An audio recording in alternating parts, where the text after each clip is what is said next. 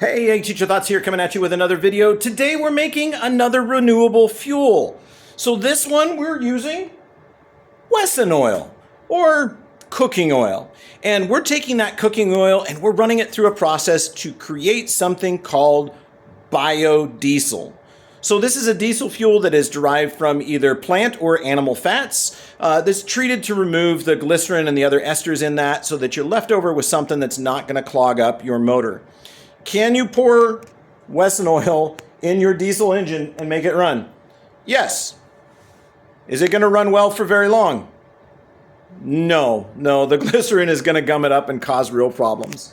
So with biodiesel, we actually have a process where we take this oil and we combine it with a couple other ingredients like methanol and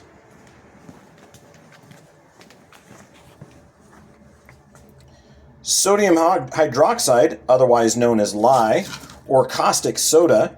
We combine it with a specific amount of this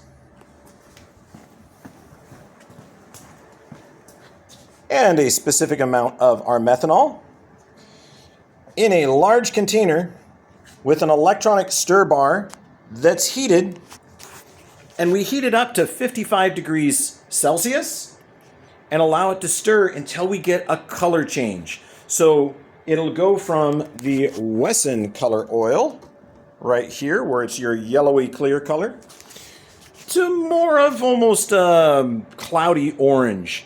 And that's as the glycerin molecules are starting to come out of that biodiesel. And then we add it to something called a separatory funnel. So this is a separatory funnel here. And down here is our glycerin. This is what would give you problems in the motor. And up here is our biodiesel. Now, we'll probably have to mess around with the pH before we put it in an engine because we don't want to make it to be corrosive for our engine. But down here, that's what would gum it up. That's what'll make it run. And the really cool part about this is earlier in the year, our science teacher does a lab where he has our students make soap. And he uses glycerin. So really our students are seeing the full use of vegetable oils. So they've got the glycerin and they'll make a bar of hand soap. And then later on, they do the same project with me and we make biodiesel. And one of the byproducts of our biodiesel is the glycerin. So they kind of get a full idea of the products that come off of biodiesel. Now, the other thing that I have to tell you is it is great that we're trying to use renewable sources of fuel. So with this is our cooking oil. So we can take a seed oil or we can take rendered fat from animals. We can remove the glycerins and other impurities out of it. We can filter it. And then we can have a fuel that we can run some of our existing equipment with. Now, one of the things that we have a problem with, and you'll see that there is a stopper up here on our separation column, is that biodiesel in this form right now is hygroscopic.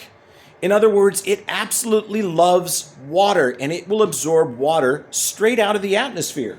So if I left this uncorked overnight, I'd come in and there'd be a little gel gooey gunk right on the top of my biodiesel sitting there.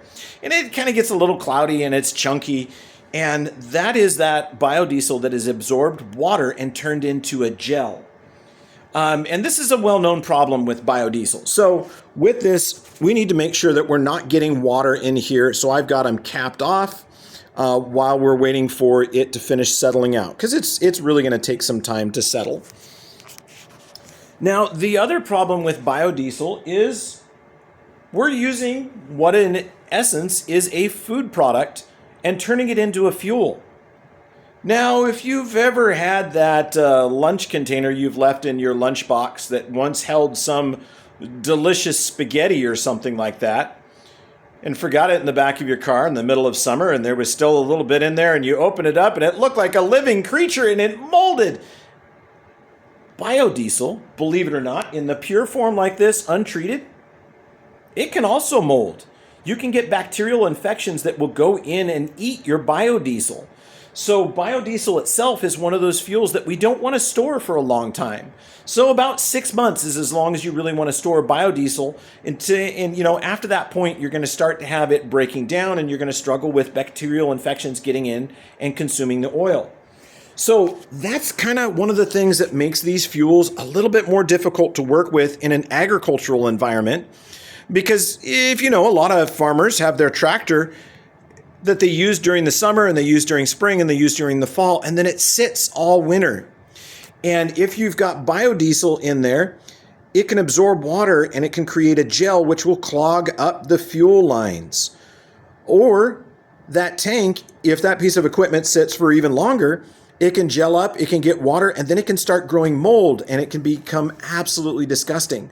So we have to be really careful when we're using biodiesel if it's not treated with special agents to keep it from molding, because we want our equipment to still be usable.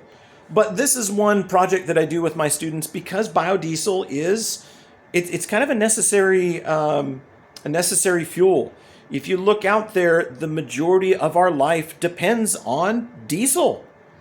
If you've purchased anything, you went to a store and you bought Frosted Flakes, you bought socks, you bought tennis shoes, you bought a bottle of water, whatever you purchased, that made it to that store on a truck that runs on diesel. And it's not a technology that can be replaced very easily as far as with hydrogen or electricity. It's going to take some time for us to figure this out. So in the meantime, while we're looking for renewable fuels to replace petroleum, we need to look at things like biodiesel, and we need to figure out some of the problems that are there. So we need to figure out how to keep it from absorbing water, how to keep it from rotting. And one more thing, what they don't tell you is biodiesel absolutely loves to eat rubberized hoses in engines. So if we don't have the right type of hoses in the engine, it can make those get soft, gummy, or crack. So biodiesel, though it's a great fuel, we've still got some things to work through. And this is one of the ways that we work through it with our students, and we explain the process, is we go ahead and we make that biodiesel here in our lab. Now, this is the lab. Show you a few more pieces of equipment. So that is just a hot plate. That is a hot stir plate. That helps. We need a thermometer. We've got a digital one, graduated cylinders. We've got our methanol because we need that with the sodium hydroxide to make it work. And of course, your Wesson oil. And then, always good to grab something off the internet as far as a how-to. But anyway, I hope you enjoyed seeing a sneak peek at some of the renewable fuels labs that we're doing here at the high school.